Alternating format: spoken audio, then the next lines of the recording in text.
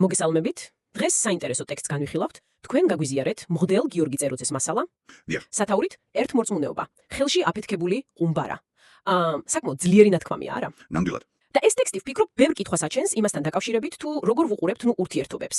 განსაკუთრებით ამ იდეას, რომ საერთო რწმენა ეს ერთმორწმუნეობა თითქოს ავტომატურად ქმნის რაღაცნაირ სიახლოვეს მოყვასობას. ზუსტად. და ავტორი ამას ჯერ ძალიან პირადი პრიზმიდან გვიჩვენებს, მერე კი უფრო ფართოდ შლის ისტორიულად და, რა თქმა უნდა, თეოლოგიურადაც. მოდით, ჩავუღრმავდეთ. ჩვენი მიზანია გავიგოთ, რატომ არის ეს მიდგომა ავტორის აზრით სახიფათო, ყუმბარასავით და რას გვთავაზობს სახარება ალტერნატივად. პასუხი შეიძლება ცოტა მოულოდნელიც იყოს. კი ბატონო. ხო, თქვენ ახსენეთ პირადი გამოცდილება. ტექსტი სწორედ ამით იწყება. ავტორი ეთნიკურად ქართველი, სოხუმიდან. დიახ. წერს, რომ საკუთარ სახლში ვეღარ ბრუნდება რუსეთის მიერ მხარდაჭერილი კონფლიქტის გამო.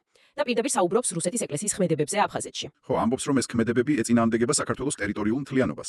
თან ეს იმ ფონზე, როცა, თეორიულად მაინც აღიარებენ ქართული ეკლესიის იურისდიქციას. ესე იგი, პირადი დრამა. რომელიც ხიდს გვიდებს უფრო დიდ სურათზე, ისტორიულზე. კი, ავტორი იხსენებს გეორგიევსკის ტრაქტატს 1791 წლის და მის დარღვევას რუსეთის იმპერიის მიერ. რასაც მოხდა ჯერ სამეფოს გაუქმება, მერე კი 1811-14 წლებში ჩვენი ეკლესიის ავტოკეფალიის, ანუ დამოუკიდებლობის გაუქმება. ანუ ეს ერთმორწმუნეობა მაშინად ვერ გახდა დაცვის გარანტი. ვერა. და სხვათა შორის ავტორი კირიონ საზაღლიშვილსაც იხსენებს.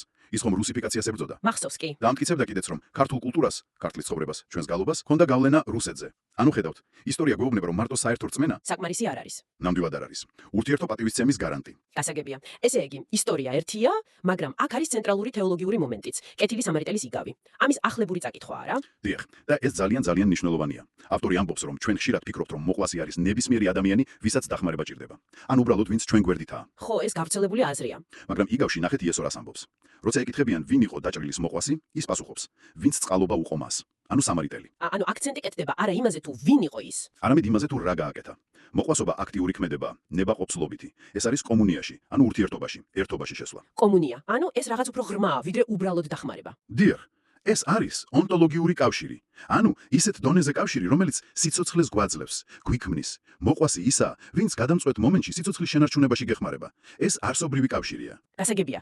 ესე იგი, მოყვასი ის კი არ არის, ვინც შენ გგავს, არამედ ის, ვინც აქტიურად თავისი ნებით შემოდის შენთან მაცოცხლებელ კავშირში. ზუსტად. და აქედან მოდის კრიტიკა ერთმორწმუნეობის როგორც თავარი კრიტერიუმის მიმართ. სწორედ აქედან. ტექსტში ნათქვამია, რომ საქართველოში არის მცდელობა, რომ დასავლური კულტურა წარმოჩინდეს მტრად, ხოლო რუსული ეკლესია, რადგან ერთმორწმუნეა, მოყვასად. და ავტორი ამას სახიფათოდ თვლის. დიახ, რადგან ამბობს, რომ ნამდვილი მოყვასი თავისუფლებას განიჭებს.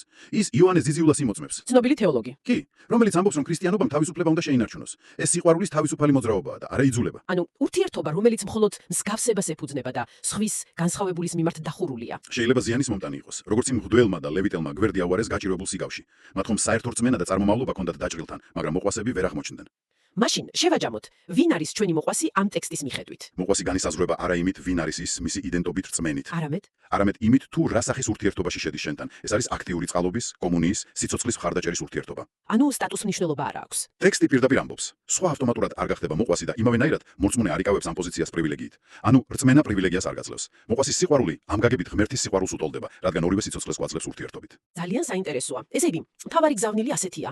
ეძებო მოყვასი მხოლოდ მათ შორის, ვინც შენ გგავს რწმენით ან კულტურით, ეს შეიძლება მართლა ხელში აფეთქებული ყუმბარა იყოს. დიახ, სახარება კი გვეუბნება, მოყვასი ისაა, ვინც რეალურად, აქტიურად გიჩენს წყალობას და შენთან სასიცოცხლო კავშირში შემოდის. კი, ეს არის მოწოდება, რომ გავწდეთ ზედაპირულ იარლიყებს, მსგავსებებს და ვეძებოთ ნამდვილი პიროვნული კავშირები. კავშირები, რომლებიც თავისუფლებას და სიცოცხლეს ემსახურება. ზუსტად.